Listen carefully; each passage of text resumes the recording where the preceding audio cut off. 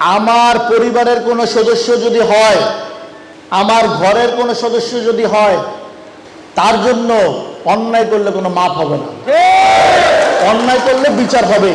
আমি যেদিন থেকে দায়িত্ব নিয়েছি তারপর থেকে আমার চেষ্টা অব্যাহত আছে এবং আমার শেষ প্রান্ত পর্যন্ত আমি আপনাদের পাশে থেকে আমার সামগ্রিক চেষ্টা এবং সদিচ্ছা অব্যাহত থাকবে ইনশাল্লাহ। আপনাদের জন্য আজকে, শুধু আজকের জন্য অলমোস্ট 70 লাখ টাকা একটা অ্যারেঞ্জমেন্ট আছে, যেটা আপনাদেরকে আজকের দিন উপহার দেওয়া হবে। কালকে, আগামীকাল আরও 30 থেকে 40 লাখ টাকার অ্যারেঞ্জমেন্ট আছে। মাননীয় প্রধানমন্ত্রী জননেতা তারেক রহমান আপনাদেরকে নিয়ে কীরকম ভাবেন চিন্তা করেন, আপনারা দেখেন। কি প্রধানমন্ত্রী আপনাদের নিয়ে ভাবেন না? কি ভাবেন? হাত তুলে দেখেন, আপনাদের সাউন্ড নাই। দেখেন, প্রধানমন্ত্রী আপনাদের নিয়ে ভাবেন বলে আজকের এই দিবসে আপনাদের জন্য কিন্তু বরাদ্দ হয়ে গেছে, সারা বাংলাদেশে বরাদ্দ এসেছে। এই যে বিআরডিবি, এটা কে আবিষ্কার করেছিলেন? প্রতিষ্ঠাতা কে? শহীদ প্রেসিডেন্ট জিয়াউর রহমান। এবং তিনি কিন্তু এই বিআরডিবির মাধ্যমে অনেক সেবা করেছেন। আমাদের সমবায় কর্মীদের মধ্যে পল্লী কৃষিখাত থেকে ধরে অনেক ক্ষেত্রে যথেষ্ট ডেভেলপমেন্ট এনেছেন না? আমাদের দেশনেত্রী বেগম খালেদা জিয়া, আমাদের সাবেক 3 বারের প্রধানমন্ত্রী, তিনিও কিন্তু এই বিআরডিবির মাধ্যমে পল্লী উন্নয়ন ডেভেলপমেন্টের অনেক কাজ করেছেন না? মাননীয় প্রধানমন্ত্রী জননেতা তারেক রহমান বাংলাদেশকে এবং বাংলাদেশের জনগণকে ভালোবাসে। বাংলাদেশের জনগণের উন্নয়নের জন্যই তিনি রাজনীতি করেন। বাংলাদেশের মানুষের ভাগ্যের পরিবর্তনের জন্যই মাননীয় প্রধানমন্ত্রী জননেতা তারেক রহমান রাজনীতি করেন, ঠিক কিনা?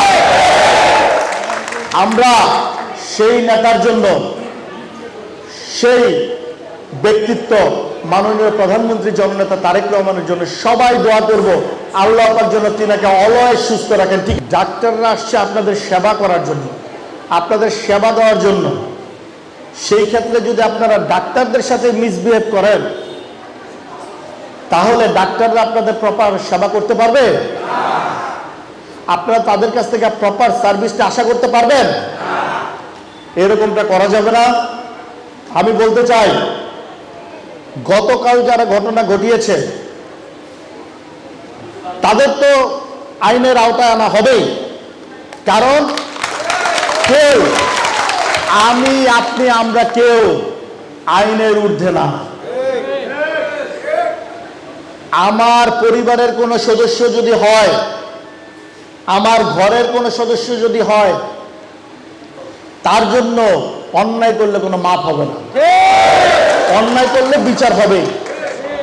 আর আমি তো টোটাল 2500-কে আমার পরিবার মনে করি। সো আমার এই টোটাল পরিবারের মধ্যে কেউ যদি কোনো অন্যায় করে, আমি মনে করি তাকে আইনের আওতায় এনে তার উপযুক্ত ব্যবস্থা করা উচিত, ঠিক কিনা? যাই হোক, এরকম ঘটনার যাতে কোনো পুনরাবৃত্তি না ঘটে তার জন্য সজাগ থাকবেন।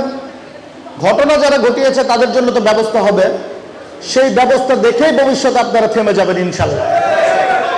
কিন্তু আমি বলতে চাই, 2500 সঠিক প্র্যাকটিস করেন, সত্যের পথে চলেন, ন্যায়সঙ্গতভাবে চিন্তা করেন কিভাবে ভালো হবে, কিভাবে 2500-এর ডেভেলপমেন্ট হবে, কিভাবে সুশৃঙ্খল, প্রগতিশীল, আগামী সমৃদ্ধিশীল 2500 গড়ে তোলা যায়, তা নিয়ে সবাই ভাবেন, সেভাবে কাজ করেন।